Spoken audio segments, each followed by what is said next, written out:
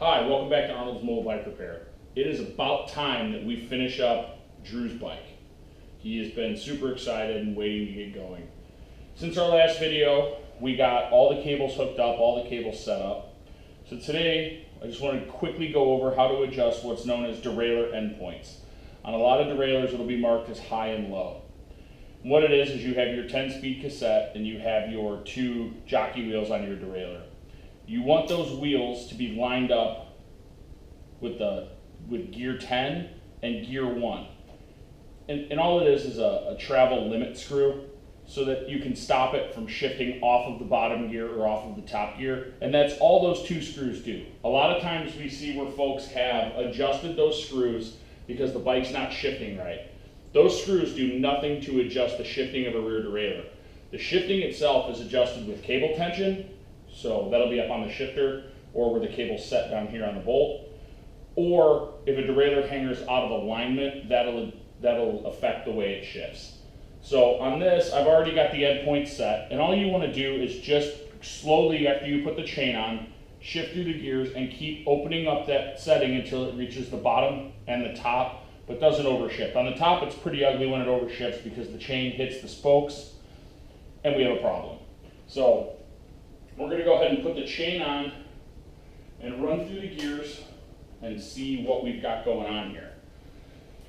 So with the chain, I did already cut this chain to length, and chain length will be dependent on the bike you have. If you're just replacing your chain from just from an old chain to a new chain, you can make the chain the same length just by counting the links or comparing the 2 chain lengths. With this being a different gearing setup, I had to go through and kind of put the chain on, take the chain off, put the chain on, take the chain off kind of deal. So we just get our chain over our front set. Usually it's easiest to just take it off on the front. Then over the bottom, we just got to kind of weave it through here. Then on the derailleur, it goes over the derailleur.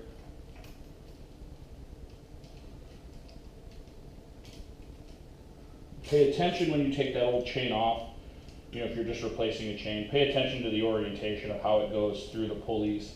It always goes around, around. But on this particular derailleur, it's actually got a metal spacer in here. Some I've seen go under the spacer, some go over the spacer. So when you're done, if your chain is rubbing something, it could just be that you've missed the alignment just a little bit. So then on this bike, it has what's called a quick link. Those are pretty simple.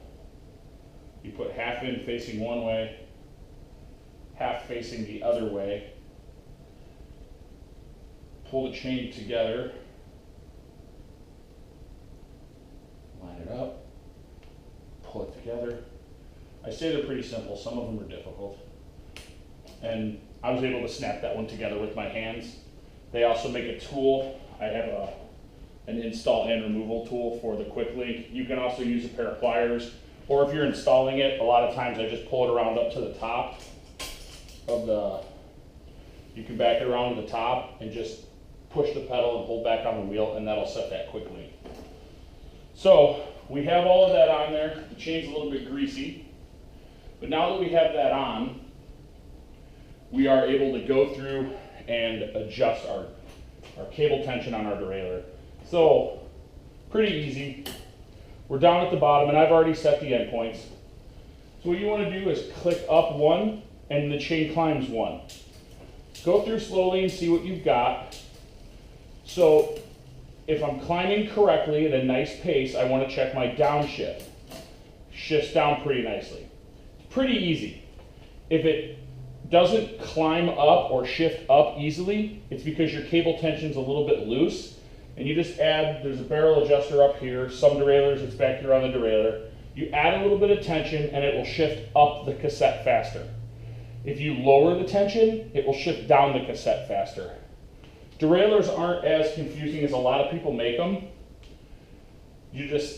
A lot of times people just grab and start adjusting because they don't know exactly what they're doing. They get it completely out of whack, and then they get the screwdriver out. A properly set up derailleur never needs these screws adjusted unless you've changed something on the bike. So with that done, Drew's bike is officially done. I will be posting this up later.